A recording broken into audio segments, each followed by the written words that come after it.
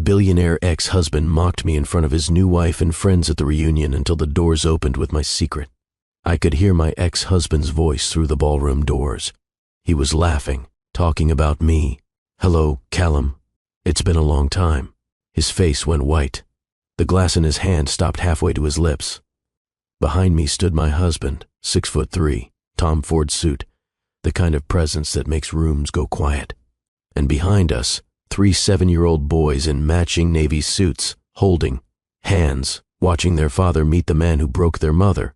"I heard what you said about me, Callum, about how I'm probably still filing papers at some legal clinic, still living in Dorchester, still drowning in student loans." The woman beside him, blonde, designer dress, new wife written all over her, took a step back. "Let me correct your assumptions. I don't work at a legal clinic anymore. I run Foster Legal Group. We billed $120 million last year. I have offices in San Francisco, New York, and London. I live in Pacific Heights in an 8-bedroom house. And my student loans were paid off 6 years ago." Someone dropped their drink. The sound of glass shattering echoed through the silent ballroom. "Oh, and Callum, this is my husband, Rowan Hale. Maybe you've heard of him. But before I tell you what happened next, let me take you back to where this all started. Because 8 years ago, I was exactly where Callum said I was. Broken, struggling, wondering if he was right about me, wondering if I really was mediocre. This is the story of how I went from rock bottom to building an empire. And trust me, you're going to want to hear every single word. If you've ever been told you're not good enough, this story is for you. Hit that subscribe button right now because you're going to want to see how this ends. And drop a comment telling me, have you ever proven someone wrong who doubted you? Now let's go back to the beginning. 8 years ago, Boston, Massachusetts. Winter. I met Callum Hayes on a Tuesday in September, first year of Harvard Law School. The library smelled like old books and expensive coffee. Fluorescent lights buzzed overhead. Students hunched over casebooks, highlighting furiously, stress radiating from every table. I sat in the back corner, my usual spot. I wore jeans and a sweater from Target. My laptop was 5 years old, held together with duct tape on one corner. I had 3 highlighters, all nearly empty, and a notebook I'd bought at the dollar store. Callum walked in wearing clothes that cost more than my entire wardrobe. Dark jeans that fit perfectly, a crisp button-down shirt, leather messenger bag slung over his shoulder. He had that effortless confidence that comes from never having to worry about money. He scanned the library, looking for a seat. Every table was full except mine. He walked over. "This seat taken?" I looked up. He was handsome.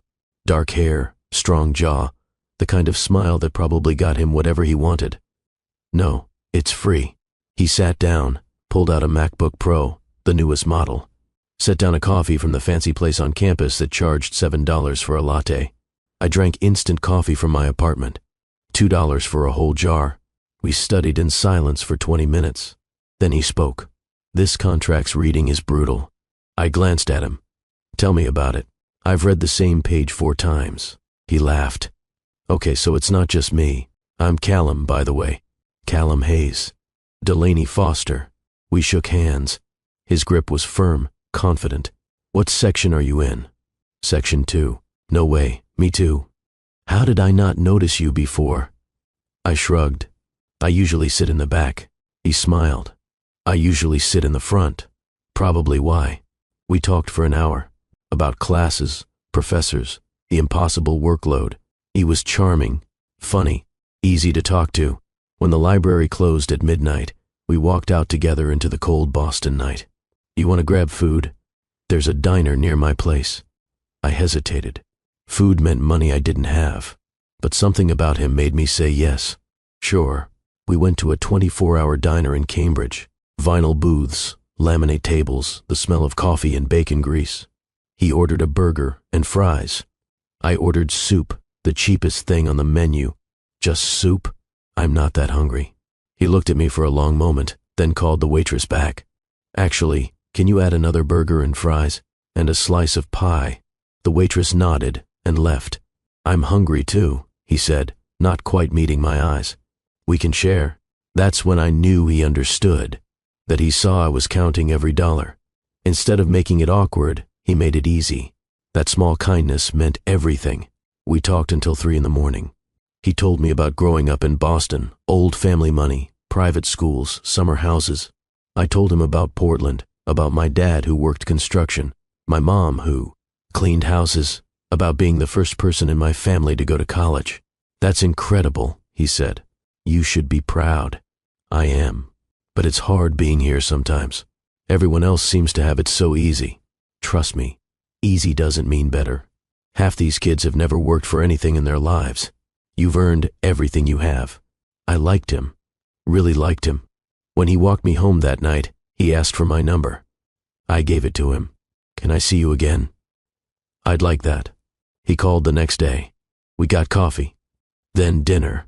Then we were seeing each other 3 times a week. Within a month, we were dating. The first year was good, really good. Callum was attentive, supportive, ambitious. We studied together, went to law school events together, talked about our futures.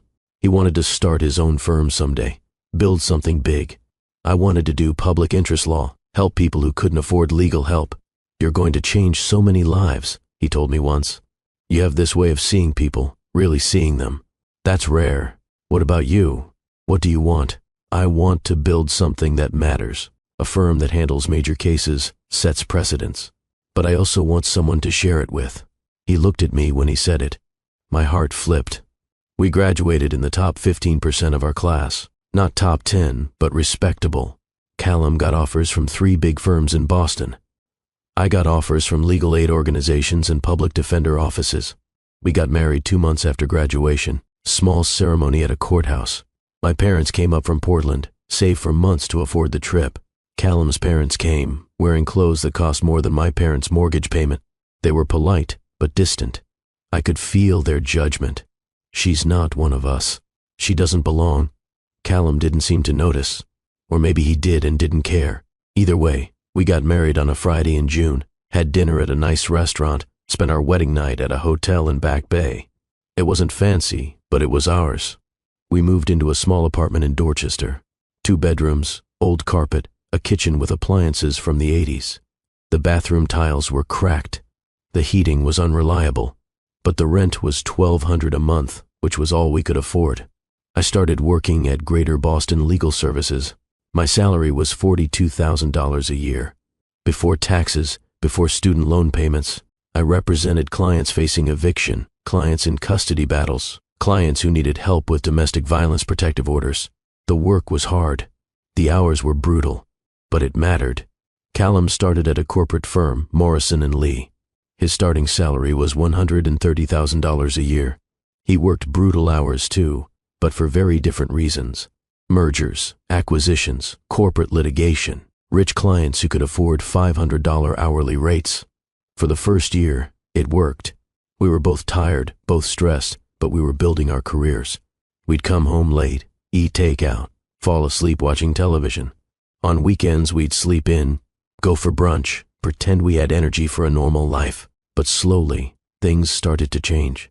It started with small comments, little things I almost didn't notice at first. We were at a firm event, a cocktail party for Morrison & Lee. Expensive venue, open bar, everyone in suits and designer dresses. I wore the one nice dress I owned, black, from Macy's clearance rack. It was fine, professional, but standing next to women in Chanel and Prada, I felt invisible. Callum introduced me to his colleagues. This is my wife, Delaney. She's an attorney too. Oh, wonderful. Where do you practice? I work at Greater Boston Legal Services. We provide free legal help to low-income families. The woman, a senior partner named Rachel, smiled politely. Oh, how nice. That must be very rewarding. It is. But her eyes had already moved past me. She turned back to Callum. So Callum, I heard you're working on the Henderson merger. How's that going? I stood there, holding my wine glass, suddenly feeling like I didn't exist. On the drive home, I mentioned it. Your colleagues are intense. Callum shrugged. They're focused on the work. It's a competitive environment. That woman Rachel barely spoke to me. She's a senior partner. She's busy. I let it go. But it happened again. And again. At every firm event, every dinner with Callum's colleagues, I felt like an afterthought. The wife who did nice little charity work, while the real lawyers made real money. Callum started working later, coming home at 9, 10, 11 at night. I'd save him dinner, but he'd already eaten at the office. We stopped having conversations. Just logistics. Did you pay the electric bill? I have to work this weekend. Can you pick up my dry cleaning? Then one night, about 2 years into our marriage, I came home excited. I'd won a major case. A single mother facing eviction because her landlord claimed she violated her lease. The landlord was lying, running an illegal scheme to push out rent-controlled tenants. I proved it. The judge ruled in my client's favor. She got to keep her apartment. I rushed home to tell Callum. He was in the living room with 2 colleagues from his firm. They had laptops open, documents spread across the coffee table, beer bottles on the side table. Callum, I won. He looked up, distracted. Won what? The Carter case. The eviction. We won. Mrs. Carter gets to keep her home. Oh, that's great, babe. He turned back to his colleagues. So, as I was saying, if we structure it this way, we can minimize the tax liability. I stood there for a moment, holding my briefcase, my excitement draining away. Then I went to the bedroom and closed the door. That's when I knew. I knew he didn't value my work, didn't see it as important. It was just a hobby to him. Something I did to feel good while he did the real work of building a career. The argument started around year 3. Why are you working so hard for free? Callum asked one night. You're brilliant, Delaney. You could be making 6 figures at a corporate firm. I don't want to work at a corporate firm. Why not? Because this work matters. These people need help. Lots of people need help. That doesn't mean you have to sacrifice your earning potential. I'm not sacrificing anything. I'm doing what I'm passionate about. Passion doesn't pay the bills. We're paying the bills fine. Barely. We're living in Dorchester in an apartment that's falling apart. We could be in Back Bay. We could be building wealth. I don't care about wealth. Well, I do. That stopped me. He'd never said it so bluntly before. What are you saying, Callum? I'm saying I want more. I want a nice house. I want to travel. I want to build something. We are building something. No, I'm building something. You're treading water. The words hit like a slap. I stared at him. Treading water? You know what I mean. No, I don't. Explain it to me. He sighed, ran his hand through his hair. Look, I love that you care about people. I do. But you're too smart to be wasting your potential on work that doesn't pay. It's not a waste. To who? To your clients who can't afford to pay you? What are you getting out of this besides exhaustion and debt? I'm getting the satisfaction of knowing I'm helping people. That's not enough, Delaney. It is for me. Well, it's not for me. Silence. Heavy, awful silence. Then what do you want from me? I want you to be ambitious. I want you to want more. I do want more. Just not the same more as you. He looked at me like I was speaking a foreign language, like he couldn't comprehend how someone wouldn't want money and status above everything else. That conversation replayed in different forms for months. Every argument circled back to the same thing. He thought I was wasting my potential. I thought he was missing the point of why we became lawyers in the first place. Then came the breaking point. I was preparing for trial. A major case, the biggest of my career. A young mother named Angela Torres. She was being evicted from her apartment because she'd reported her landlord for code violations. Broken heating, mold, faulty electrical. The landlord retaliated by claiming she was behind on rent. She wasn't. I had bank statements proving she'd paid. But the landlord had expensive lawyers who were burying us in motions and paperwork. I worked 80-hour weeks preparing, reviewing documents, interviewing witnesses, preparing cross-examination questions. I barely slept. I lived on coffee and granola bars. Callum was working long hours too, but on a corporate merger worth $50 million. He'd come home at midnight. I'd still be at the kitchen table, surrounded by case files. You're going to burn out, he said one night. I have to be ready. Trial starts Monday. For a client who's paying you nothing. She can't afford to pay me. That's the whole point. The whole point is that you're killing yourself for free. I'm fighting for someone who has nowhere else to turn. That's not your responsibility. Yes, it is. That's exactly my responsibility. He shook his head. I don't understand you anymore. The feeling's mutual. He walked to the bedroom. I stayed at the kitchen table until 3 in the morning. The trial lasted 3 days. I presented bank statements, testimony from Angela, testimony from other tenants who'd been similarly retaliated against. The landlord's lawyer was aggressive, condescending, kept implying Angela was a liar. On the third day, I cross-examined the landlord. I had him cornered. I showed discrepancies in his accounting, proof he'd accepted Angela's rent checks and then claimed he hadn't. The judge saw through it, ruled in Angela's favor. Angela cried and hugged me. Thank you. Thank you so much. You saved us. Standing there, exhausted, I felt it. Purpose. Real purpose. I went home that night buzzing with adrenaline. It was 7 o'clock. Callum was already home, which was rare. I won. He was sitting on the couch, still in his work clothes. He didn't smile. That's good. Callum, I won. Angela gets to keep her home. Her kids get to stay in their school. This is huge. I'm glad. But his voice was flat. Something was wrong.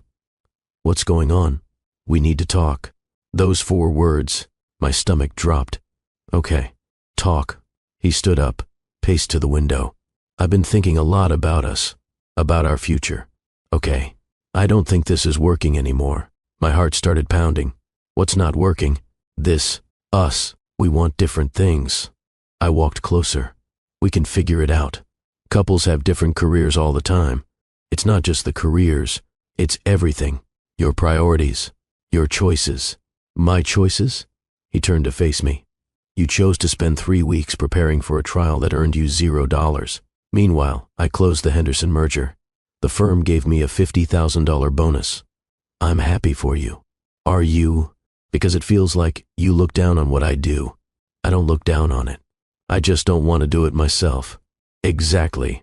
You want to stay small. Helping people isn't staying small. It is when you're living paycheck to paycheck, when you can't afford to buy a house, when you're 30 years old and still eating ramen for dinner. His words were cruel. Each one landed like a punch. I'm building a career that matters. To who? To people who can't help you build a life. To people who need help. That's what being a lawyer is supposed to be about. No, Delaney. Being a lawyer is about using your skills to build a successful career. You're too smart to be wasting your potential. Stop saying that. Why? It's true. You're mediocre because you choose to be. Mediocre.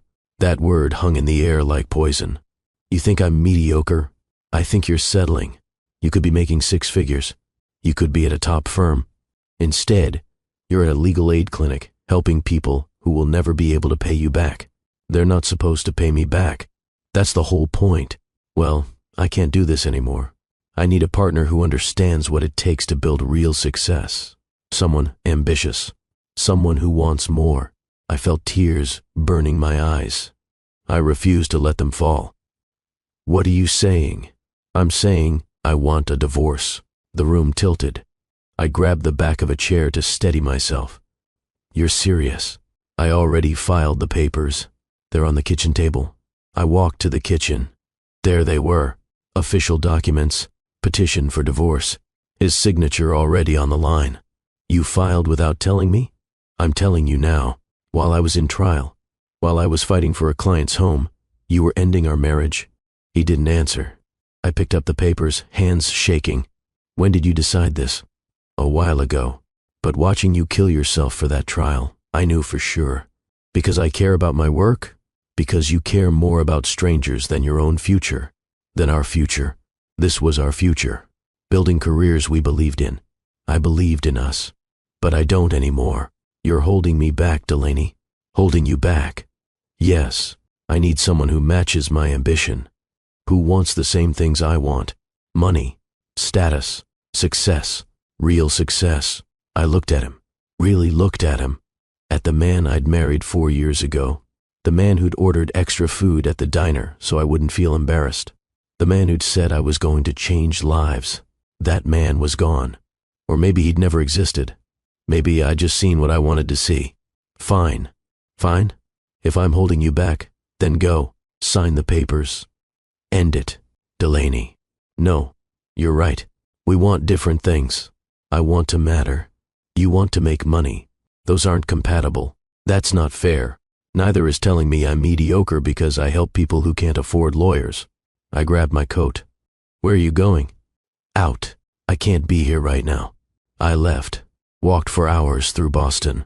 It was late March, still cold, the wind cutting through my jacket. I didn't care. I walked until my feet hurt, until I couldn't feel my face, until the tears finally stopped. When I came back at midnight, Callum was gone. A note on the counter. Staying at a hotel. I'll send movers for my things next week. That was it. 4 years of marriage ended with a note on the counter. I sat on the floor of our apartment that I'd have to move out of because I couldn't afford it alone, and I cried. Not quiet tears. Loud, gasping sobs. The kind of crying that comes from your gut, from the deepest part of you that's breaking. He was right. I was mediocre. I'd failed at my marriage. I was 30 years old, broke, alone.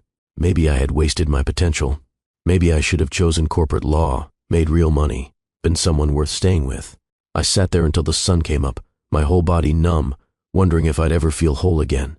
The next few weeks were a blur of paperwork and logistics. Callum sent movers. They packed his things in 4 hours. Half the furniture, half the dishes, half the books. The apartment looked empty, hollow, like the life had been sucked out of it. I couldn't afford the rent alone. $1,200 a month was impossible on my salary. I started looking for cheaper places. Studios in rough neighborhoods, basement apartments with no windows, places I'd never have considered before. I found a studio in a building that smelled like cigarettes and mildew. 400 square feet. One room serving as bedroom, living room, and kitchen. A bathroom the size of a closet. But the rent was $600 a month. I could swing that. I moved in on a Saturday in April. Everything I owned fit in my car. One trip. I carried my boxes up 3 flights of stairs because the elevator was broken. Set up my mattress on the floor. Hung my clothes in the tiny closet. Put my laptop on the kitchen counter because there was no desk.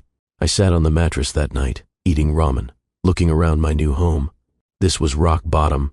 This was what my life had become. My phone rang. My mom. "Ani, how are you?" "I'm fine, Mom. Your dad and I were talking. If you need money." "I don't need money. I'm fine." "Delaney, it's okay to ask for help." But it wasn't. My parents had worked so hard to get me through college, through law school. They'd sacrificed everything. I couldn't ask them for more. "I'm really okay. I promise." "If you're sure, I'm sure. I love you. We love you too, sweetheart." I hung up and cried into my ramen. Work became my escape. I threw myself into cases. Worked 60, 70, 80 hours a week.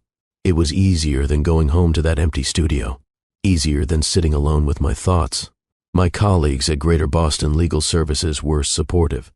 My supervisor, a woman named Patricia, called me into her office one day. "Delaney, I'm worried about you." "I'm fine. You're working too much. You're here until 10, 11 at night. There's a lot of work to do. There's always work to do, but you need to take care of yourself." "I am." Patricia looked at me with kind eyes. "Divorce is hard. It's okay to not be okay. I'm handling it. I know you are, but you don't have to handle it alone." I nodded, throat tight. "Thanks." But I didn't reach out. I didn't talk to anyone. I just worked, case after case, client after client, evictions, custody battles, domestic violence orders. Other people's crises became my focus. Their problems were easier to solve than my own. Money was tight. My student loans were $400 a month. Rent was $600. That left about $1,000 for everything else. Food, utilities, transportation. I walked to work to save on gas. Ate pasta and rice and whatever was on sale. Stopped buying coffee, made it at home instead. I watched Callum's life on social media. I know I shouldn't have, but I couldn't help it. I'd scroll through his posts late at night, hating myself the whole time. He moved fast, new apartment in Back Bay, expensive furniture, photos at high-end restaurants, and within 3 months, a new girlfriend. Blonde, beautiful, successful. Her name was Brooke. She was a corporate attorney at Whitfield and Stone. They looked perfect together, both successful, both ambitious, both everything I apparently wasn't. One night, 6 months after the divorce, I saw a post. Callum and Brooke at a charity gala, black tie event. She wore a gown that probably cost thousands. He wore a tuxedo. The caption read, "Amazing night supporting the Arts Foundation with this incredible woman." Comments flooded in. "You two are perfect together. Power couple. So happy for you." I closed the app, set my phone down, and stared at the ceiling of my studio. The apartment upstairs was having a party. Bass thumped through the ceiling. Someone was yelling. A door slammed. This was my life now. And Callum was living his best life with someone better. Maybe he was right. Maybe I was mediocre. But then something shifted. It was a random Tuesday in November. I was representing a veteran named Marcus Chen. He was facing foreclosure on his house. The bank claimed he defaulted on his mortgage, but Marcus had been making payments. The bank had made an error, applied his payments to the wrong account. Now they were trying to take his home. I fought for 3 months, submitted payment records, bank statements, testimony from Marcus. The bank's lawyers were from a huge firm, the kind Callum worked at. They tried to bury us in paperwork, delay tactics, expensive motions. But I didn't give up. I worked nights and weekends. I found every piece of evidence. I built an airtight case. The judge ruled in Marcus's favor. The foreclosure was dismissed. Marcus got to keep his house. Afterward, Marcus shook my hand with tears in his eyes. "You saved my life." Literally. I had nowhere else to go. No one else would help me. I'm glad I could help. "No, you don't understand." I called 10 lawyers. They all said it would cost $20,000 to fight this. "I don't have that kind of money. You're the only one who said yes. That's what I'm here for." He looked at me with such gratitude, such relief. "You're a good person. Thank you." Walking back to my office, something clicked. Callum was wrong. This wasn't mediocre work. This was the most important work in the world. Marcus wasn't a billable hour. He was a human being who deserved justice, and I gave that to him. That night, in my studio apartment, I made a decision. I'd prove I could do both, make real money and make a real difference. I didn't have to choose. I opened my laptop and started researching law firms in California. Fresh start, new city, new life. I found a job posting for Castellano and Price, a prestigious corporate firm in San Francisco. They specialized in tech law, intellectual property, mergers and acquisitions. Starting salary for associates was $125,000. I updated my resume, wrote a cover letter, hit send at 2 in the morning. 3 weeks later, they called me for an interview. 2 weeks after that, I had a job offer. I gave my notice at Greater Boston Legal Services. Patricia hugged me. "You're going to do amazing things, Delaney." I hope so. I know so. I packed everything I owned into my Honda Civic. It all fit. Clothes, books, laptop, a few kitchen items. That was it. My entire life in one car. I drove across the country in 5 days. Boston to San Francisco. Through New York, Pennsylvania, Ohio, Illinois, Nebraska, Wyoming, Nevada. Endless highways, rest stops, cheap motels. I drove with the windows down, music loud, trying to outrun the past. I arrived in San Francisco on a Sunday morning in January. The city was beautiful. Hills, Victorian houses, the Golden Gate Bridge in the distance. The air smelled like ocean and possibility. I'd found an apartment online, a studio in the Tenderloin district. It was small, $800 a month, but it was mine. I moved in that day, set up my mattress, unpacked my clothes, stood at the window looking out at the city, new job, new life. This was my chance to start over, to prove Callum wrong, to prove to myself that I could be successful on my own terms. I started at Castellano and Price on a Monday morning. The office was on the 32nd floor of a downtown high-rise. Floor-to-ceiling windows overlooking the bay. Modern furniture, expensive art, everything sleek and professional. I wore my best suit, the one I'd bought for interviews. It was 3 years old but still looked decent. I walked in at 8:30, my heart pounding. The receptionist smiled. "You must be Delaney Foster. Welcome. I'll take you to Douglas." Douglas Castellano was the senior partner. His office was massive. Dark wood desk, leather chairs, a view that probably cost more than my yearly salary. He stood when I walked in. "Delaney, welcome. Have a seat." "Thank you. I reviewed your resume. Public interest work in Boston. Impressive win record. Thank you. Why the switch to corporate law?" I took a breath. This was the question I'd prepared for. I spent 3 years fighting for people who couldn't afford legal help.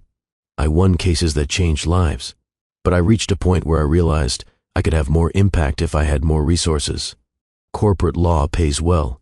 I want to use that financial stability to fund pro bono work. Do both. Douglas nodded slowly. That's a good answer. Most people just say they want to make money. I do want to make money, but I also want it to mean something. He smiled. You'll fit in here. We do pro bono hours. Not as much as I'd like, but it's part of our culture. I'm glad to hear that. You'll start in our intellectual property division. We represent tech companies, startups going public, established firms protecting their patents. It's fast-paced. The hours are long. Think you can handle it? Absolutely. Good. Let's get you set up. The first few months were brutal. I worked 100-hour weeks. Learning corporate law was like learning a new language. Securities regulations, SEC filings, patent law, merger agreements. It was complex, dense, completely different from eviction cases and custody battles. But I was good at it. I learned fast. I asked questions. I stayed late reading case law and statutes. I made myself indispensable. My colleagues were smart, driven, competitive. A woman named Jennifer worked in the cubicle next to mine. She'd gone to Stanford, worked at 2 other firms before Castellano. She was brilliant. You're picking this up fast, she said one day. I'm trying. No, seriously. Most people take a year to get comfortable with IP law. You're already drafting motions. I studied a lot in law school. It shows. We became friends. She invited me to lunch, to after-work drinks. I met other associates, built relationships, started feeling like I belonged. 6 months in, I was assigned to a major case. A tech startup called Horizon Systems was being sued for patent infringement. A larger company claimed Horizon had stolen their software design. The case was worth $30 million. Douglas assigned me to the team. There were 3 senior attorneys and me. I was tasked with research, document review, preparing exhibits. I worked 18-hour days, reviewed thousands of pages of documents, found inconsistencies in the other side's claims, identified prior art that invalidated their patent. The lead attorney, a man named Richard, noticed. This research is excellent, Delaney. Really thorough. Thank you. You found things my paralegals missed. How long did this take you? About 40 hours. In 1 week. I worked late. He laughed. Clearly, keep this up, and you'll make partner in record time.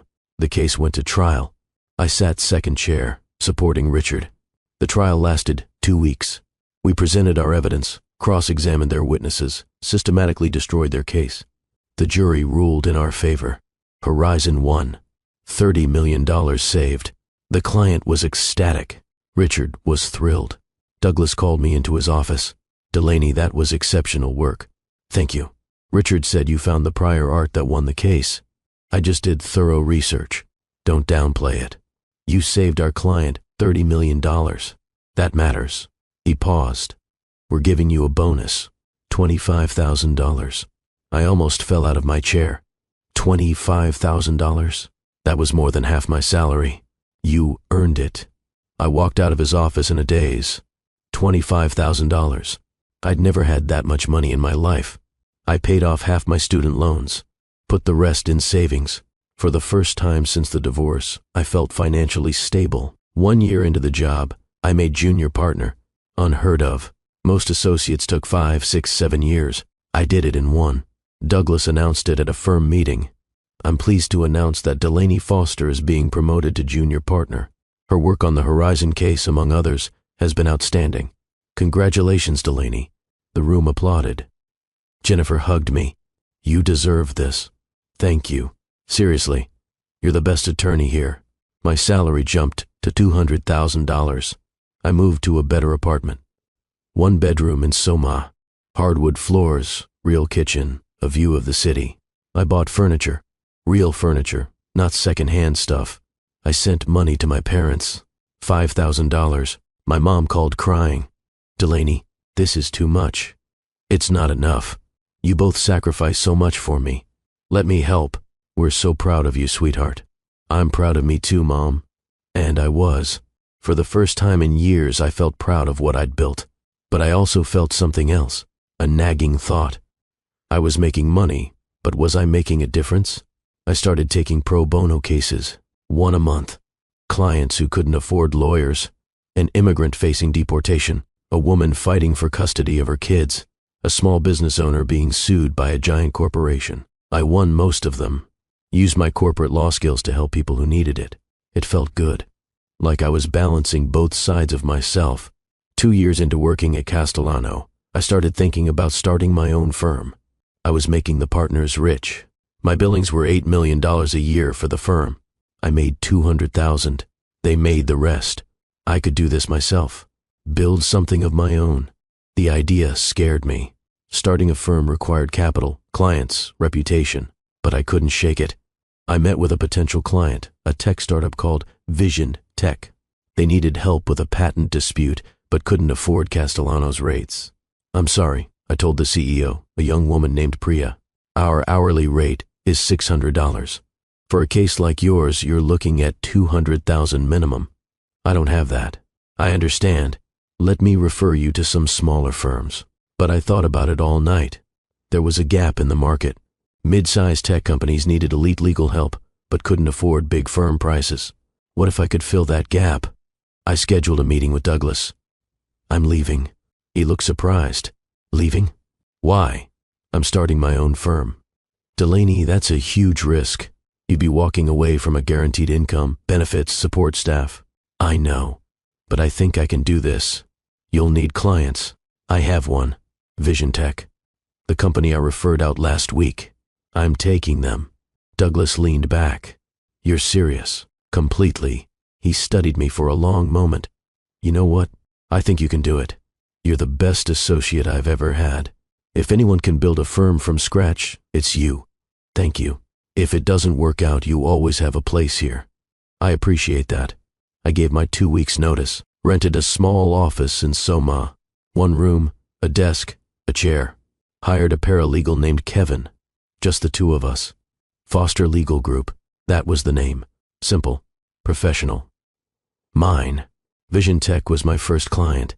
Their patent dispute was complex. I worked 120-hour weeks building the case. Research, depositions, motions. I did everything myself. We won. The case settled for $2 million. Vision Tech paid me $60,000 in fees. Word spread. The brilliant lawyer who left a big firm to start her own practice. Other startups called small tech companies. They needed someone who understood their industry but wouldn't charge big firm rates. 6 months in, I had 5 clients. 1 year in, I had 15. I hired 3 more attorneys. Rented a bigger office. 2 years in, I had 30 clients. Moved to an even bigger office. 10 employees. We were billing $20 million a year. I was 34 years old. I owned a successful law firm.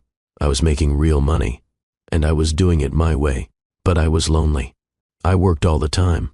I had no social life, no relationships. Just work. Then, everything changed. It was a Tuesday morning in March. I had a meeting with a new potential client, Hale Technologies, a cybersecurity startup preparing to go public. They needed legal counsel for their IPO. I prepared extensively, researched their company, their competitors, the regulatory landscape. I wanted this client. An IPO would be huge for my firm. The meeting was at 10. I arrived at my conference room at 9:45. My assistant brought coffee. I reviewed my notes one more time. At 10, my assistant opened the door. Miss Foster, your 10 o'clock is here. Great. Send them in. A man walked in. Tall, dark suit, confident stride. He looked up from his phone. We locked eyes. My heart stopped. Rowan Hale. We stared at each other for a solid 5 seconds. Delaney Foster. Rowan Hale. Harvard Law. 8 years ago. We'd been rivals. Competed for the top spot in every class. Argued in every seminar. Pushed each other relentlessly. I thought he was arrogant. He thought I was self-righteous. We hadn't spoken since graduation. This is unexpected, he said. Very. He sat down across from me. Looked older. More mature. Still confident. But something had softened. I heard you started a firm. I heard you left law for tech. I did. Started Hale Technologies 4 years ago. We do cybersecurity for corporate clients. We're going public in 6 months. Congratulations. Thank you. I need legal counsel for the IPO. I heard Foster Legal Group is the best in the business. We are." He smiled slightly. Still humble, I see. I couldn't help it. I smiled back. Still arrogant, I see. Some things don't change. The tension broke slightly. We got down to business. I walked him through my proposed strategy for the IPO. SEC filings, disclosure requirements, risk management. He asked smart questions, challenged my assumptions, just like law school. By the end of the meeting, I knew 2 things. 1, I wanted this case. 2, working with Rowan was going to be complicated. "We'll hire Foster Legal Group," he said, "but I want you personally on this case. That'll cost you. I know what I'm paying for. The best. Flattery will get you everywhere. It's not flattery if it's true." We shook hands. His grip was firm, familiar. "I'll send over the engagement letter tomorrow. Looking forward to working with you, Delaney." "Likewise." He left. I sat in my conference room, heart racing. Rowan Hale, after all these years. This was going to be interesting. The next 3 months were intense. I worked closely with Rowan and his team. Late-night meetings, endless documents, conference calls that lasted hours. Rowan was different from the law student I remembered. Still brilliant, still driven, but less arrogant. More collaborative. He listened to my advice, trusted my expertise, and I was different too. More confident, more successful. I didn't feel like I had to prove myself anymore. We worked well together, found a rhythm. He understood business. I understood law. Together, we built a strategy that would take his company public successfully. One night, we were working late at my office, just the 2 of us. It was 2 in the morning. We'd been reviewing SEC filings for 6 hours. "I need coffee," I said. "Please." I made a pot, brought 2 mugs back to the conference room, set one in front of him. "Thanks." We drank in silence for a moment. "Can I ask you something?" Rowan said. "Sure.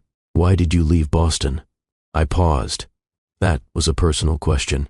We'd been keeping things strictly professional. Fresh start. From what? I looked at him. He looked genuinely curious. Not prying, just interested. "Divorce. I'm sorry." "Don't be. Best thing that ever happened to me." He nodded slowly. "I know that feeling." "You were married?" "Engaged. It fell apart. She wanted someone more stable. I was trying to start a tech company. It was a risk she wasn't willing to take. Her loss, that's what I tell myself." We smiled at each other, a moment of real connection. "What happened to your company?" I asked. "After she left?" "I failed, spectacularly. Lost everything. Went bankrupt. Had to move back in with my parents at 32. I had no idea. Not something I advertise. But yeah, total failure. But you started again." "I did, because I realized failure isn't the end. It's just information. I learned what not to do. Started Hale Technologies with that knowledge. And here we are, going public. I raised my coffee mug. "To second chances." He clinked his mug against mine. "To second chances." Something shifted between us that night. We weren't just lawyer and client anymore. We were 2 people who'd both known failure, both rebuilt, both understood resilience. The IPO was a massive success. Hale Technologies went public at $20 a share. By the end of the first day, the stock was at 38. The company was valued at $800 million. Rowan called me from the trading floor. "We did it. You did it. We did it. I couldn't have done this without you, Delaney. I'm glad I could help. Let me take you to dinner. To celebrate." I hesitated. Dinner felt like crossing a line. "Just dinner," he said. 2 colleagues celebrating a successful deal. "Okay, just dinner." We went to a restaurant in the financial district. Elegant, quiet, the kind of place where tech millionaires celebrated deals. We sat by the window overlooking the city. We ordered wine. Expensive wine. The kind I would never have ordered a few years ago. "To Hale Technologies," I said, raising my glass. "To Foster Legal Group." We drank. The wine was excellent. "So what's next for you?" I asked. "World domination, obviously." I laughed. "Obviously. No, seriously. We want to expand, more clients, more services, maybe international. Ambitious. I learned from the best. He looked at me when he said it, not in a flirty way, in a genuine way. What about you? What's next for Foster Legal Group? I thought about it. More of the same. Build the firm. Take on interesting cases. Make enough money to fund pro bono work. You still do pro bono? 1 case a month. Sometimes more. That's incredible. It matters to me. I know. It's one of the things I always respected about you. In law school? Yeah. You actually cared about justice. Not just winning. You cared about winning. I did. But you cared about why we were winning. There's a difference. We talked for 3 hours. About law school, about our careers, about failure and success. It felt easy. Natural. When the check came, Rowan grabbed it. This is a business dinner, I said. We can split it. This is a celebration dinner. I'm paying. Fine. But next time, I'm buying. Next time? If there's a next time. He smiled. There will be. 3 weeks later, Rowan called me. I need legal advice. Okay. What kind? The kind that comes with dinner. That's not how billing works. I'm willing to try a new fee structure. I laughed despite myself. You're persistent. Is that a yes? I paused. This was a line. If I said yes, we weren't just colleagues anymore. Yes. Great. Friday at 7? I'll be there. We had dinner, then another dinner, then coffee, then a walk through Golden Gate Park. We weren't dating. We were just spending time together, learning about each other, discovering that the arrogant law student and the self-righteous law student had both grown into better versions of themselves. On our 4th dinner, Rowan asked the question, why did your marriage end? I'd been expecting this, dreading it. My ex-husband thought I was mediocre. Rowan's face hardened. He said that? In different ways. But yes, he's an idiot. Probably. Not probably. Definitely. You're the most brilliant person I know. I'm not. You are. You built a successful firm from nothing. You handle complex cases. You still find time to help people who can't pay. You're extraordinary. I felt tears prick my eyes. Thank you. I mean it. I know. We were quiet for a moment. My turn, I said. Why did your engagement end? She said I was too much of a risk, that I was chasing a fantasy. But you built Hale Technologies after she left. She never saw it, never believed in it. Her loss, that's what I tell myself. It's true. You built something incredible. So did you. We looked at each other across the table. Really looked. This is dangerous, I said. What is this? Us. Whatever this is. Why? Because we work together. Because mixing personal and professional is messy. Because I just got out of a marriage where someone didn't value me and I can't go through that again. I value you. You don't know me well enough to say that. Then let me get to know you. Rowan. Delaney. I'm not your ex-husband. I don't measure people's worth by their job or their bank account. I measure it by character, and yours is extraordinary. I felt something crack open in my chest, something that had been closed for a very long time. Okay, let's see where this goes. He smiled, the real smile, the one that reached his eyes. That's all I'm asking. 6 months later, we were officially dating. We kept it quiet at first, didn't tell anyone, just enjoyed being together without the weight of other people's opinions. Rowan was different from Callum in every way. He supported my work, came to court to watch me argue cases, celebrated my wins like they were his own. When I told him about my pro bono work, he didn't criticize. He joined me, started doing pro bono tech consulting for nonprofits. This is because of you, he said. What is? Remembering that success isn't just about money. It's about impact. You already knew that. I forgot it for a while. You reminded me. We balanced each other, pushed each other, made each other better. 1 year into dating, he proposed. We were hiking in Marin Headlands, overlooking the ocean. The sun was setting, painting the sky orange and pink. Delaney. Yeah? I spent years competing with you, then years without you. Now I can't imagine my life without you. Marry me. He pulled out a ring. Simple, elegant, perfect. Yes. Yes? Yes. He slipped the ring on my finger. We kissed as the sun sank into the ocean. We got married 6 months later. Small ceremony in Napa Valley. My parents, his parents, close friends. No big production. Just two people who'd found each other again after years apart. I kept my name professionally. Foster Legal Group. But personally, I was Delaney Hale. And I'd never been happier. Then, 6 months after the wedding, I started feeling sick. Nausea every morning. Exhaustion. I thought I was working too hard.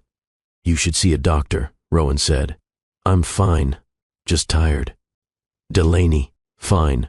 I'll make an appointment. I went to my doctor the following week. She ran tests. Called me 2 days later. Congratulations, Mrs. Hale. You're pregnant. I'm... What? Pregnant. About 8 weeks.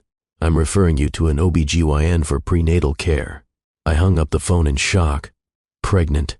We'd talked about kids, but not yet. We were both so busy with work. But sitting there, hand on my stomach, I felt something unexpected. Joy. I told Rowan that night over dinner. I have news. He looked up from his pasta. Good news or bad news? Depends on how you feel about sleepless nights and diapers. His eyes widened. You're pregnant? I nodded. He jumped up, pulled me into his arms, kissed me. This is incredible. This is the best news ever. Really?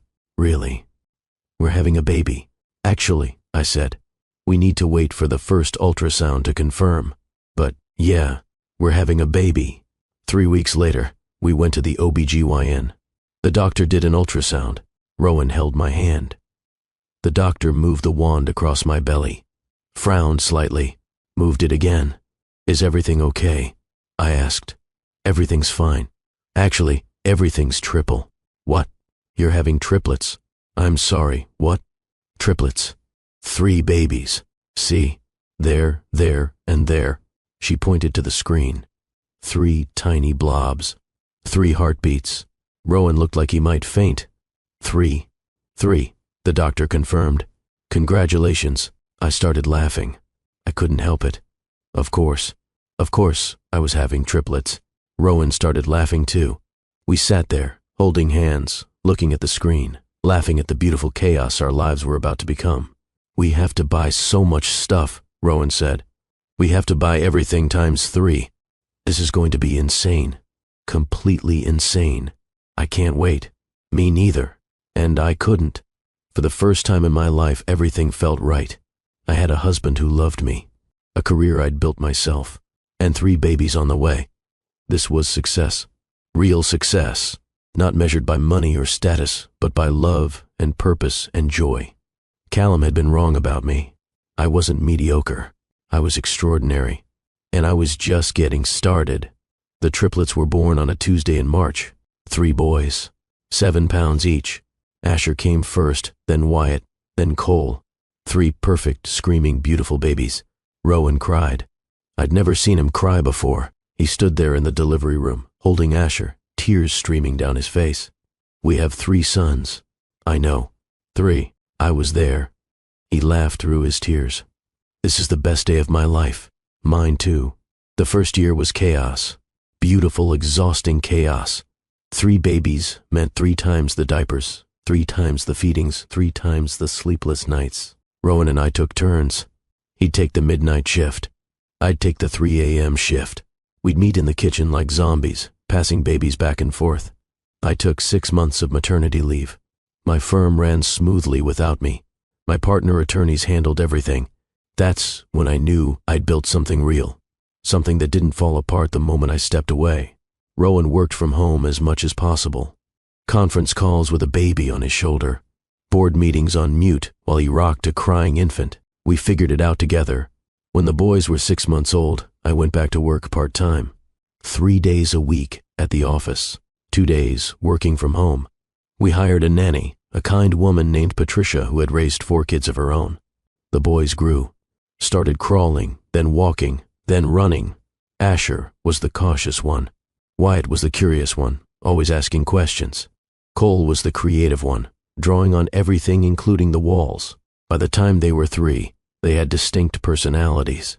Asher loved building things with blocks, his little face serious and focused. Wyatt loved books about animals and space, constantly asking why, how, when. Cole loved art, painting and drawing, his hands always covered in marker or paint. Rowan and I split parenting duties evenly. He did breakfast. I did dinner. He handled bath time. I handled bedtime stories. We were partners in everything. My firm continued growing. By the time the boys were 5, Foster Legal Group was billing $90 million a year. We had 60 employees, 3 offices. I'd made it. Really made it. Rowan's company kept expanding too. Hale Technologies was now valued at $2 billion. We were both successful, both doing work we believed in, both making a difference, and we made sure our success meant something. We started the Hale Foster Foundation, funded legal aid programs, provided free services to thousands of families every year, used our wealth to help people who needed it. This was the life Callum said I'd never have. He said I wasn't ambitious enough, that I'd never make real money, that I was mediocre. He was wrong about everything. The boys turned 7 in March.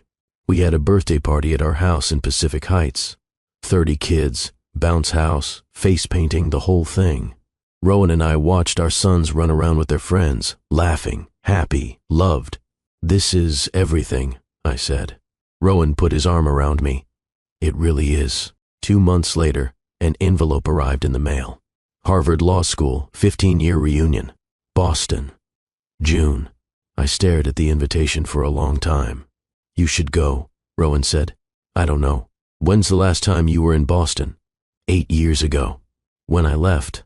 Don't you want closure? I have closure. I have this life.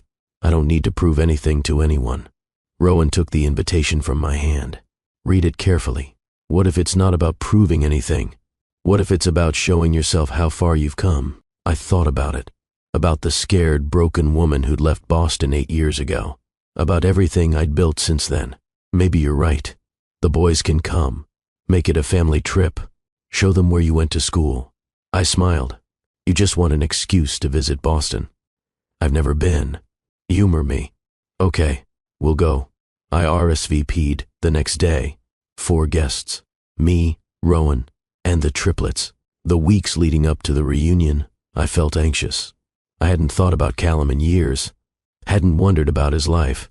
But now, knowing I'd probably see him, all the old feelings came back. Not love, not longing, just the memory of pain. Are you okay? Rowan asked one night. Just nervous. About seeing him? Yeah, he can't hurt you anymore. You know that, right? I know. It's just weird. He made me feel so small, so worthless. And now I'm going to walk in there as someone completely different. You're going to walk in there as exactly who you are. Successful, brilliant, loved. If he can't see that, it's his loss. Again, I kissed him. Thank you. For what? For seeing me. Always. We flew to Boston on a Thursday. Private jet. The boys were excited, running around the cabin, looking out the windows. Rowan and I sat together, holding hands. The plane landed at 6 p.m. We checked into the Four Seasons, a suite with 2 bedrooms, a living room, a view of Boston Common. The reunion was Saturday night. We had Friday to explore the city. I showed Rowan and the boys around. Harvard campus, the law school, the library where Callum and I first met. It felt strange being back, like visiting a life that belonged to someone else. Friday night, I got the boys ready for bed. Pajamas, teeth brushed, tucked into the big hotel bed. Mom, why did you leave Boston? Wyatt asked. I needed a fresh start, baby. Why? Because sometimes you have to leave one place to find where you really belong. Did you find it? I looked at him. At Asher and Cole beside him. At Rowan standing in the doorway. Yeah, I found it. Saturday morning, I woke up early. Rowan was still sleeping. I stood at the window, looking out at the city. In 12 hours, I'd walk into that reunion. I'd see people I hadn't seen in 15 years. I'd probably see Callum. My stomach twisted. Rowan woke up, came to stand beside me. Second thoughts. A little. We don't have to go. Yes, we do. I need to do this. Then we'll do it together. I spent the afternoon getting ready. Hair appointment, makeup. I'd bought a dress specifically for tonight. Emerald green Valentino. It cost more than my first car. The boys had matching navy suits. Rowan wore Tom Ford. We looked like we'd stepped out of a magazine. At 6:30, Patricia, the nanny we'd brought with us, arrived. She'd stay with the boys in the hotel. Wait, I said. Change of plans. The boys are coming. Rowan looked surprised. Are you sure? I'm sure. I want them there. I want Callum to see them. See what I built. Not just the career. The family. Rowan smiled. Okay then. Boys, get your suits on. You're coming to a party. Asher, Wyatt, and Cole scrambled to get dressed. They looked adorable. 3 identical 7-year-olds in navy suits, white shirts, little ties. We look fancy, Cole said. You look perfect, I said. At 7:15, our car pulled up to the Fairmont Hotel. Beautiful building, historic, expensive. Valets opened our doors. Other people were arriving. Designer dresses, expensive suits. Everyone looked successful. We walked toward the entrance. The boys held hands in a line. Asher, Wyatt, Cole. Rowan put his hand on my back. I could feel my heart pounding. We reached the ballroom doors. I could hear music inside. Voices. Laughter. Then I heard it. His voice. Callum's voice. Loud. Carrying through the doors. My ex? She's probably still serving coffee somewhere. I froze. Rowan looked at me. Is that him? I nodded. We moved closer to the doors. Callum was still talking. She worked at Legal Aid. I needed someone with real ambition. Other voices laughing. She's probably still living in that cramped apartment in Dorchester, drowning in student loans. More laughter. I felt anger rise in my chest. Hot, sharp anger. After everything. After 8 years. He was still talking about me like I was nothing. Mom? Asher tugged my hand. Are you okay? I knelt down. Looked at my 3 sons. These beautiful boys. Evidence of everything I'd built. I'm perfect, baby. I stood up. Smoothed my dress. Looked at Rowan. Ready? Absolutely. I pushed open the ballroom doors. The room was exactly as I'd imagined. Crystal chandeliers, white marble floors, round tables with expensive centerpieces, 100 people in formal wear, drinking, laughing, networking. The music seemed to dim when we walked in. Or maybe that was just in my head. But conversations definitely stuttered. Heads turned. I walked in slowly, deliberately. My heels clicked on the marble. The emerald dress flowed behind me. Diamonds caught the light. Rowan walked beside me. Tall, commanding, every inch the billionaire CEO. The boys walked behind us, holding hands, looking around with wide eyes. I heard whispers. Is that Delaney Foster? Who's the man with her? Are those her kids? I scanned the room, found him immediately. Callum, standing near the center with a group of people. He held a drink halfway to his mouth. His eyes were locked on me. His face had gone pale. Next to him stood a blonde woman in a designer dress. Pretty, polished, clearly his wife. She looked confused. I kept walking, straight toward the check-in table where Melissa Park, the reunion coordinator, stood with a tablet. Delaney Foster. Oh my goodness. Welcome. I smiled. It's Delaney Hale now. This is my husband, Rowan Hale. I watched recognition flash across Melissa's face. Rowan Hale? The tech billionaire? That's right. And these are our sons, Asher, Wyatt, and Cole. The boys waved. Several people nearby had stopped talking entirely. They were staring. How wonderful, Melissa said, flustered. Please, enjoy the evening. Thank you. I turned to Rowan. Let me get the boys settled. We found a table in the corner. Patricia, who'd decided to come after all, met us there. The boys sat down. I gave them iPads and snacks. Be good for Miss Patricia, okay? Okay, Mom, they said in unison. I straightened up, took a deep breath, looked across the room. Callum was still staring. The blonde woman was saying something to him. He wasn't listening. Rowan offered me his arm. Shall we? We shall. We walked into the crowd. People approached immediately. Former classmates I barely remembered. Everyone wanted to meet Rowan. Everyone had heard of Hale Technologies. Rowan Hale, it's an honor. I'm a huge fan of your company. Thank you. Have you met my wife? She's the brilliant one. You're Delaney Foster? I heard you started a firm in San Francisco. I did. Foster Legal Group. We specialize in tech law. The conversations flowed. People congratulated me on my success, asked about my firm, wanted to network. It felt surreal. 8 years ago, I'd left Boston feeling like a failure. Now, I was the center of attention. But I was aware of Callum the whole time, watching from across the room. His group had gotten quieter. People kept glancing at me, then at him. Finally, I decided to stop avoiding it. I turned to Rowan. I need to talk to him. I'll be right here. I know. I walked across the ballroom, straight to Callum. Every step was measured, confident. I felt every eye on me. I stopped 3 feet away from him. The conversations around us died. Everyone was listening now. Hello, Callum. It's been a long time. His voice came out rough. Delaney, you look different. I am different. I turned to the blonde woman, extended my hand. You must be the new Mrs. Hayes. I'm Delaney. It's nice to meet you.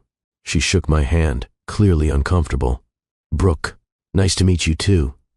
I looked back at Callum. His face was red, sweating. He looked like he wanted to disappear. I heard what you said, Callum. His eyes widened. What? When I walked in, I was standing outside the doors. The ballroom has excellent acoustics.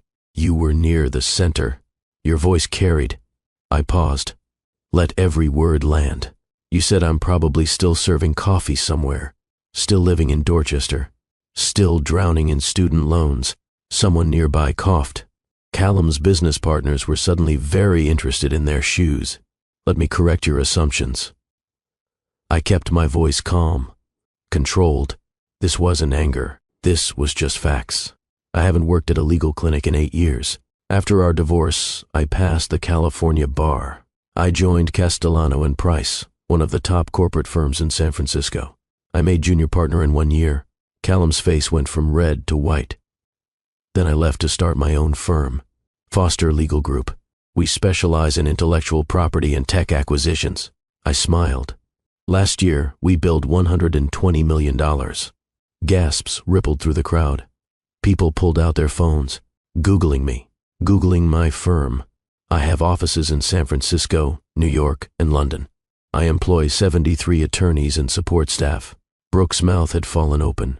As for my living situation, I live in Pacific Heights, 8-bedroom house, ocean view. My student loans were paid off 6 years ago. Callum looked like he might be sick.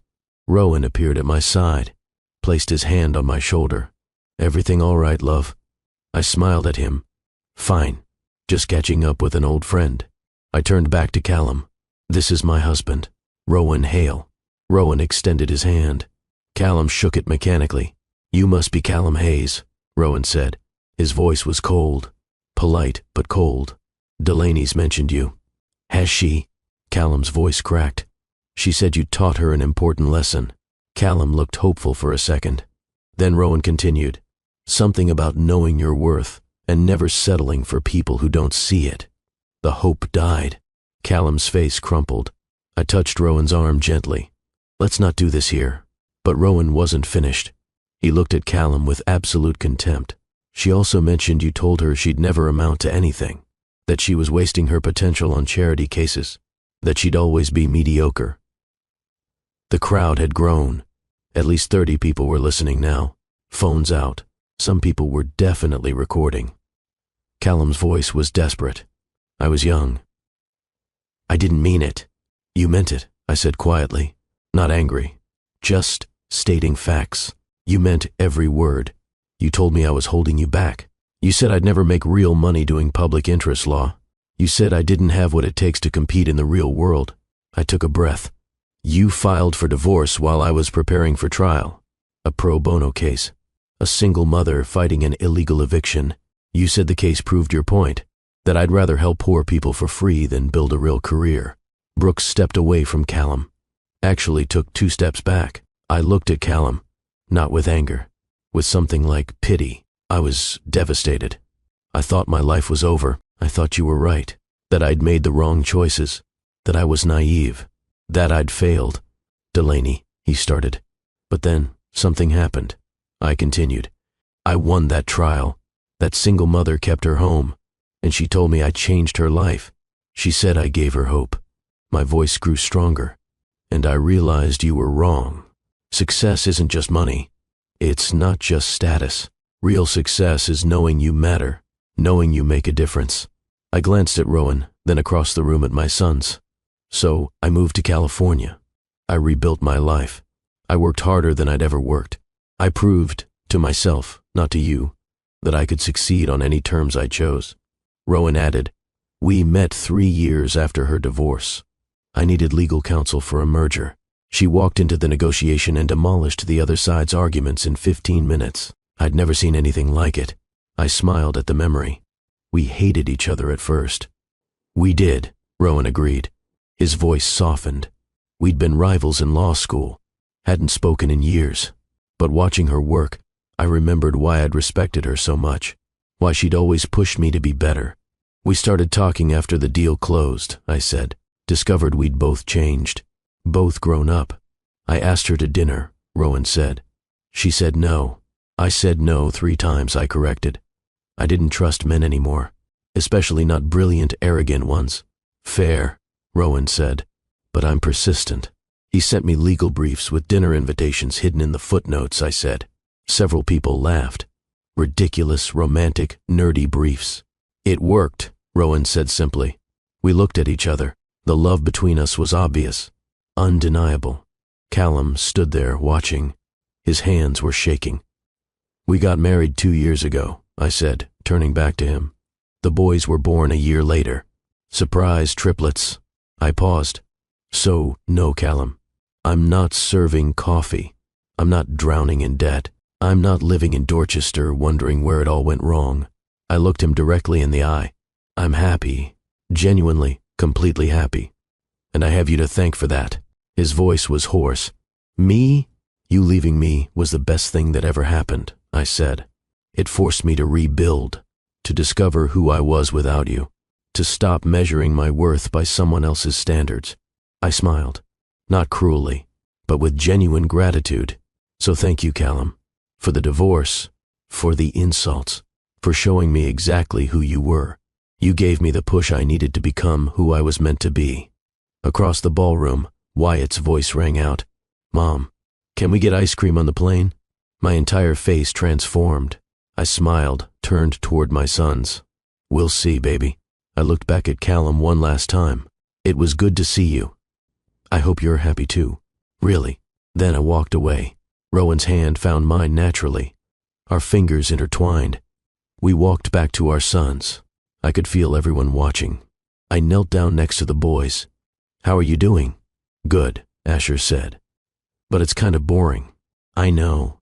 We'll leave soon. Can we explore the hotel? Cole asked. After I say goodbye to a few people. Rowan lifted Wyatt onto his shoulders. The little boy laughed, delighted. We moved through the ballroom as a family. Natural, easy, full of love.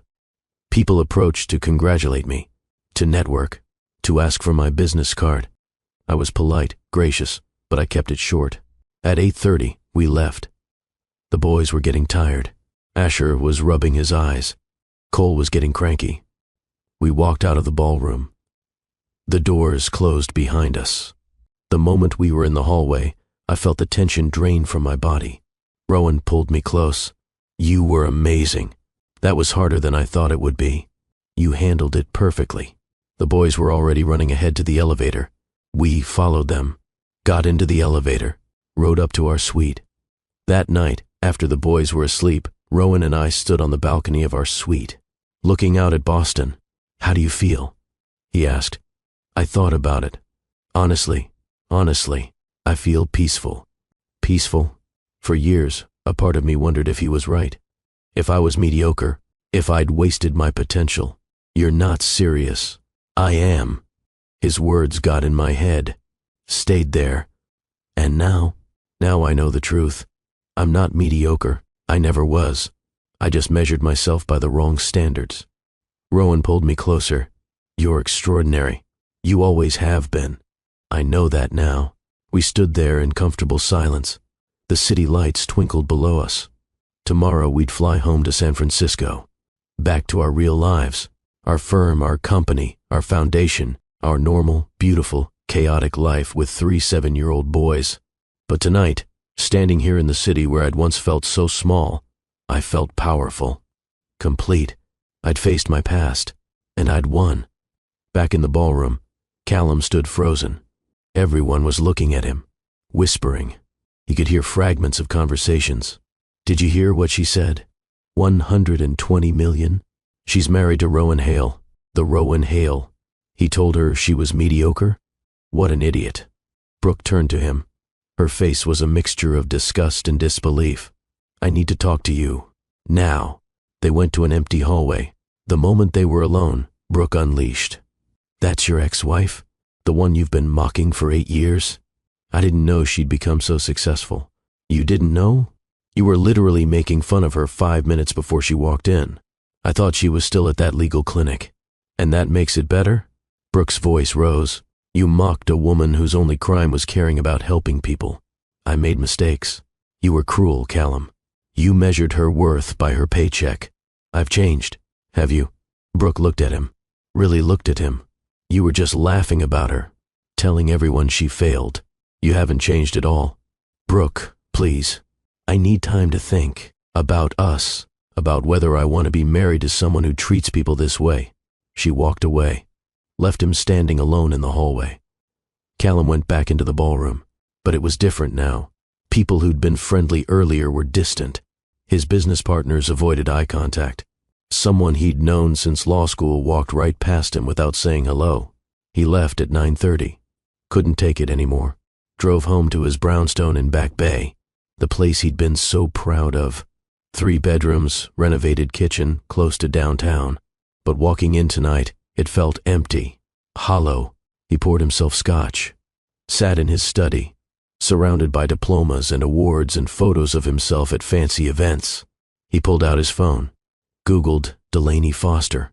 Pages of results, Forbes articles, legal journals, society page photos, Foster Legal Group website, sleek, professional, impressive client list, testimonials from Fortune 500 companies, photos of Delaney receiving awards, Delaney speaking at conferences, Delaney and Rowan at charity galas. He found an article from 3 months ago. Power couple donates $15 million to legal aid programs. He read the article. Delaney was quoted extensively. Everyone deserves access to justice. I started my career in public defense. This work will always matter to me. Now I have the resources to fund it properly, to help thousands of people instead of dozens. The irony was crushing. She'd become wildly successful, and then used that success to fund exactly the work he'd mocked her for. She'd won, in every possible way. His firm billed $50 million a year. Hers billed $120 million. His marriage was falling apart. Hers was clearly solid, built on mutual respect and love. His legacy was making rich people richer. Hers was changing lives, raising 3 sons, building something meaningful. He kept scrolling, found family photos on a society blog, Delaney, Rowan, and the triplets at a beach somewhere tropical. Everyone laughing. The boys building sandcastles, Rowan lifting one of them into the air, Delaney watching with pure joy on her face. More photos. Christmas morning, the boys opening presents. Birthday party, all 3 boys with cake on their faces. Family dinner, everyone around a table, holding hands. Every single image radiated happiness. Callum had thrown that away. He'd had someone extraordinary, and he discarded her because she didn't fit his narrow definition of success. His phone rang. Brooke, hello? I'm staying at my sister's tonight. We need to talk, but not tonight. I can't even look at you right now. She hung up. Callum sat in the dark, holding his phone, surrounded by evidence of a successful career that suddenly felt meaningless. He thought about Delaney's words. Real success is knowing you matter, knowing you make a difference. What difference had he made? He'd won cases for corporations, made wealthy clients wealthier, climbed the ladder by stepping on people who didn't serve his ambitions. He'd convinced himself that was winning. But Delaney had built something real. A family who loved her, a husband who respected her, work that mattered, wealth that she used to help others. She'd become everything she was meant to be. And Callum had become exactly what he'd always been. Shallow, status-obsessed, empty. He poured another scotch, then another, sat there until the sun came up, thinking about the woman he'd underestimated, the life he'd thrown away, and the man he'd failed to become. Sunday morning, Delaney woke up in the hotel suite. Rowan was still sleeping. The boys were in the other room, already awake, watching cartoons quietly. She stood at the window, looking out at Boston one more time. Her phone buzzed. A text from an unknown number. She opened it. It was from Melissa, the reunion coordinator. "Delaney, I hope you don't mind. I got your number from the alumni directory. I wanted to tell you that what you said last night took courage. A lot of people needed to hear it, myself included. Thank you for coming. You were the highlight of the reunion." Delaney smiled, typed back a quick response. "Thank you, Melissa. That means a lot." Another text came through. This one from Jennifer, a former classmate. Girl, you are my hero. I've been in a job that makes me miserable because I thought I needed the prestige. Watching you last night reminded me that success is whatever I define it as. Thank you." More texts came in. Former classmates, people she barely remembered, all saying the same thing. "You inspired me. You reminded me what matters. Thank you." Rowan woke up, came to stand beside her. "Everything okay?" "More than okay. I think last night mattered, not just for me, for other people too. Of course it did. You showed everyone in that room what real success looks like. We're flying home today. Good. I miss our house. I miss our life." They checked out of the hotel at noon. The boys were excited to get on the plane. They loved flying, especially on the private jet where they could run around. The flight home was peaceful. Asher read a book about robots. Wyatt asked Rowan a million questions about how planes work. Cole drew pictures of their trip. Delaney sat by the window, looking down at the country passing below. "What are you thinking about?" Rowan asked. "Everything. The divorce, moving to California, building the firm, meeting you, the boys, all of it. Regrets? Not a single one. Not even the hard parts. Especially not the hard parts. They made me who I am." Rowan took her hand. "I'm glad you went. To the reunion. Me too. I needed to face it. Face him. See that he doesn't have power over me anymore. Did it work? Completely. I don't care what he thinks. I haven't for a long time. But I needed to say it out loud. For me." They landed in San Francisco at 6 p.m. Pacific time. The boys were tired but happy. They drove home to Pacific Heights. Walking into their house felt like exhaling. Familiar. Safe. Home. The boys ran upstairs to their room. Rowan carried the luggage in. Delaney stood in the entryway, looking around. This was her life. This beautiful, chaotic, meaningful life. That evening, after the boys were in bed, Delaney went to her home office. She had work to catch up on. A brief due Monday, emails to answer. But first, she did something she'd been thinking about since the reunion. She wrote an email to her team at Foster Legal Group. Subject, reminder. "Team, I want to remind you why we do this work. Yes, we represent tech companies and corporate clients. Yes, we bill high rates. But that's not why we're here. We're here to solve problems, to protect innovation, to help companies that are changing the world. And we're here to use our success to fund work that matters. Each of you commits to pro bono hours every month. That's not a requirement. It's a privilege. Never forget that our skills can change lives. That's real success. See you all Monday. Delaney." She hit send. Then she opened the brief she needed to finish. At 10 p.m., Rowan came in with tea. "You're working late. Just finishing this motion. I'll be done in 20 minutes. He set the tea down, kissed the top of her head. "I'm proud of you." "For what?" "For everything. For building this firm. For being an amazing mother. For showing grace to someone who didn't deserve it. He didn't deserve cruelty either. He's just a man who made mistakes. You're a better person than I am. No, just someone who learned that holding on to anger only hurts yourself." Rowan left. Delaney finished her brief, closed her laptop at 10:30. She walked through the house, checked on the boys. All three were asleep. Asher curled up with a stuffed robot. Wyatt with a book on his chest. Cole with marker on his hands from drawing before bed. She kissed each of their foreheads. These 3 miracles. She went to her bedroom. Rowan was already in bed, reading. She changed into pajamas, climbed into bed beside him. "Thank you," she said. "For what?" "For pushing me to go to Boston, for coming with me, for being you, always." They turned off the lights, lay in the dark together. "Delaney," Rowan said quietly. "Yeah? Do you ever think about what your life would have been like if Callum hadn't left?" "All the time. And I'd probably still be in Boston, still trying to prove myself to him, still measuring my worth by his standards. I'd never have moved to California, never started my firm, never reconnected with you. I wouldn't have Asher, Wyatt, and Cole." She rolled over to face him. Even in the dark, she could see his outline. His worst decision became my biggest blessing. Rowan pulled her close. "You would have succeeded no matter what. You're extraordinary, maybe. But I wouldn't be this version of myself. The version I actually like. I like this version too." She smiled in the dark. "I love you. I love you too." They fell asleep tangled together. Safe, loved, home. The next few weeks were normal. Gloriously, beautifully normal. Work, school runs, soccer practice, family dinners. The rhythm of a life well lived. Then, 6 months after the reunion, Delaney received an email. From Melissa, the reunion coordinator.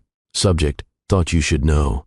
"Delaney, I don't usually pass along gossip, but I thought you'd want to hear this from me rather than through the grapevine. Callum and Brooke are divorcing. She filed last month.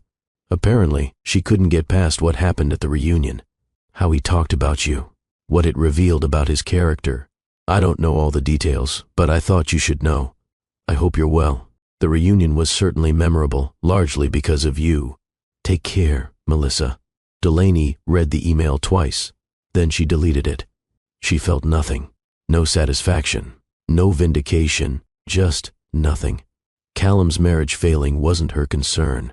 His life wasn't her concern. He was just someone she used to know. Someone who'd hurt her once. Someone who'd inadvertently given her the greatest gift by leaving. She closed her laptop, went downstairs where Rowan was making dinner and the boys were doing homework at the kitchen table. Wyatt looked up. "Mom, can you help me with math?" "Of course, baby."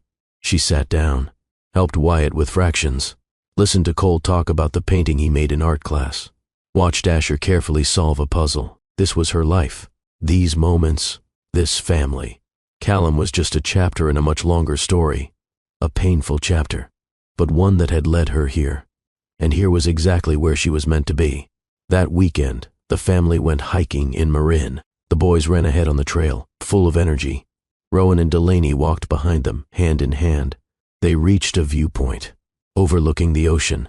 The sun was starting to set, painting the sky in shades of orange and pink. The boys were throwing rocks, trying to see who could throw the farthest. Rowan put his arm around Delaney. "Any regrets?" She thought about the question, about everything she'd been through. The pain of the divorce, the struggle of rebuilding, the risk of starting her own firm, the unexpected joy of reconnecting with Rowan, the chaos and love of raising triplets. Not a single one, not even Callum, especially not Callum. Everything I went through led me here, to you, to them, to this life. She looked at her sons, at the man beside her, at the ocean stretching endlessly before them. "I wouldn't change a thing." Rowan kissed her temple. "Me neither." They stood there as the sun sank into the ocean. A family, whole, happy, complete. Delaney thought about the woman she'd been 8 years ago. Broken, scared, believing she was mediocre. She wanted to go back and tell her it would be okay. Better than okay. That the pain wouldn't last forever. That she'd build something beautiful from the ashes. But she couldn't go back. She could only move forward. And forward was pretty damn good. The boys ran back to them. "Can we get ice cream on the way home?" Delaney laughed. "Sure, why not?" They hiked back down the trail as a family. The boys chattering, Rowan telling dad jokes, Delaney soaking in every moment. This was success, not measured by money or status or proving anyone wrong. Measured by love, by purpose, by the knowledge that she mattered. Callum had been wrong about her. She wasn't mediocre. She never had been. She was extraordinary, and she'd proven it in the best possible way. Not by beating him, but by building a life so full of love and meaning that he didn't even register as a footnote. She'd won, not by destroying him, but by becoming fully, completely herself. And that was the greatest victory of all. So what can we learn from Delaney's story? Because this isn't just a story about revenge or proving someone wrong. It's about transformation. It's about resilience. It's about defining success on your own terms. Callum told Delaney she wasn't good enough. She believed him for a while. We all do that, don't we? We let someone else's opinion of us become our reality. We measure our worth by their standards. We shrink ourselves to fit their definition of success.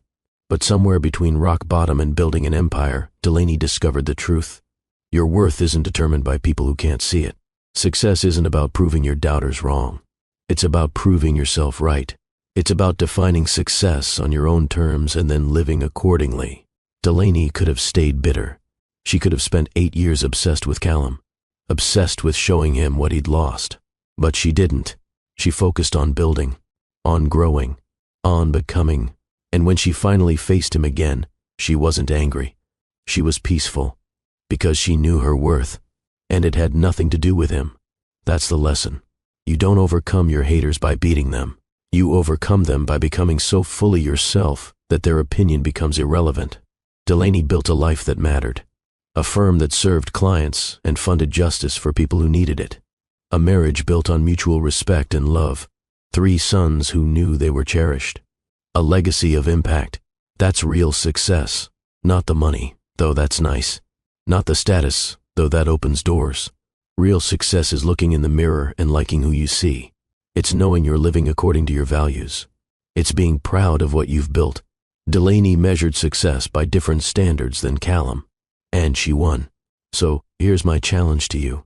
If you're watching this and someone has told you you're not good enough, not smart enough, not ambitious enough, if someone has measured your worth by your paycheck or your job title or your Instagram followers, if someone has made you feel small, don't prove them wrong. Prove yourself right. Define what success means to you, not to them, to you. Is it family? Is it impact? Is it creativity? Is it financial security? Is it helping people? Is it building something?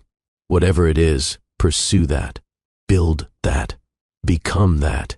And one day you'll look back and realize that the people who doubted you don't matter anymore. Not because you beat them, but because you outgrew them. You became so fully yourself that their opinion became irrelevant. That's what Delaney did. And that's what you can do too. If this story inspired you, I need you to do something for me right now.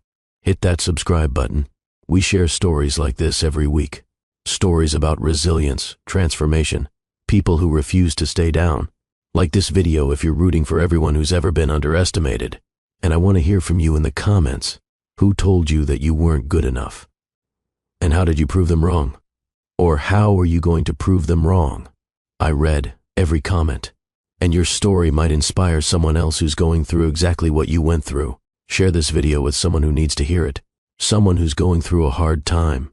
Someone who's been told they'll never amount to anything. Because maybe, just maybe, they're the next Delaney. And they need a reminder that their haters are wrong. Rock bottom can be the foundation you build your empire on. Failure isn't the end. It's just information. The people who leave you make room for the people who will love you right. And real success is measured by fulfillment, not just finances. Remember Delaney's words. Real success is knowing you matter, knowing you make a difference. So go out there and matter. Make a difference. Define success on your own terms. And build a life so full of meaning that your doubters become irrelevant. You can make money and make a difference. You don't have to choose. Delaney proved that, and so can you. Thank you for watching. I'm Dr. Phillips from Love and Twilights, and I'll see you in the next story. Remember, your worth isn't determined by people who can't see it. You're extraordinary. You always have been. Now go prove it, not to them, to yourself.